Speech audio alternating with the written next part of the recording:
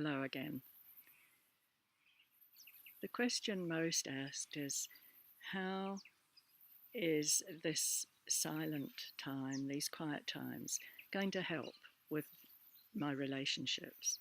Any manner of relationships, the primary one, the one with the boss, the one with my children.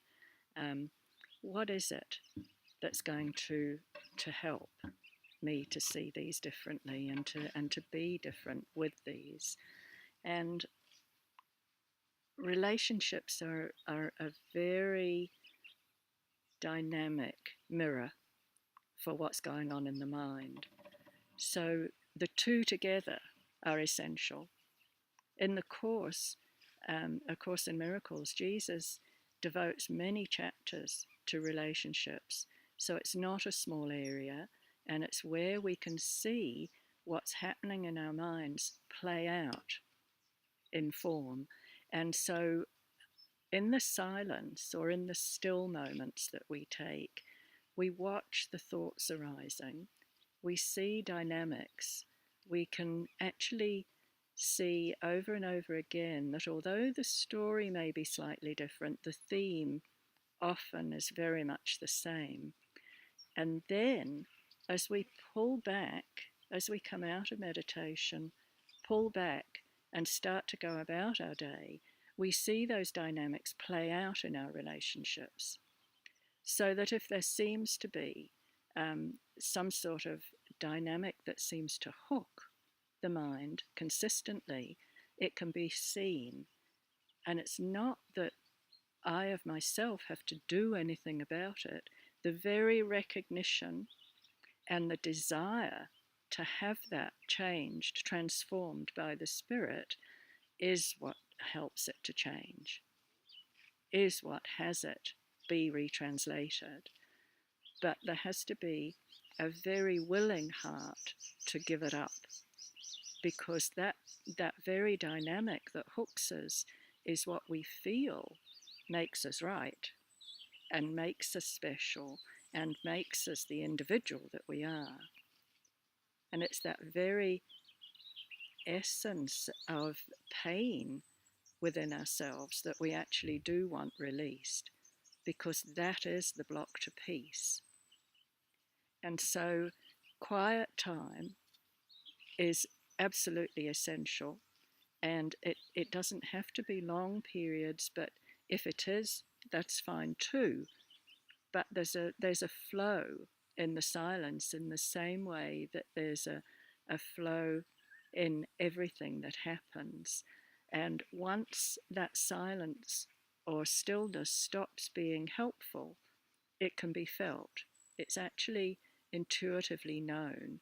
And that's the time, in the early stages particularly, to just watch the mind, to go inward again, and to really ask, is there more? I'm willing to give this to you. Is there more? Show me. Show me what needs to be released so that I can know you fully. And knowing you is knowing the truth of who I am.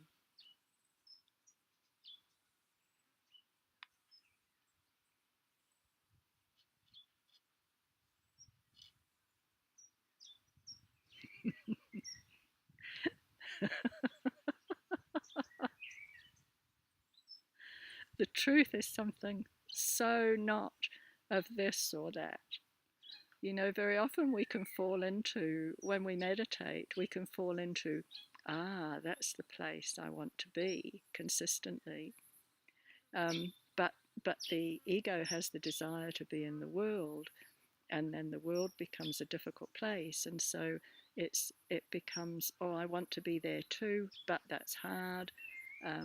Now where do I want to be? It's either this or that, and in fact it's neither. At the end of the day, when you truly take your mind into meditation and sink deeper and deeper, that allows the mind to come to a very still place. And in that still place, the truth is experienced.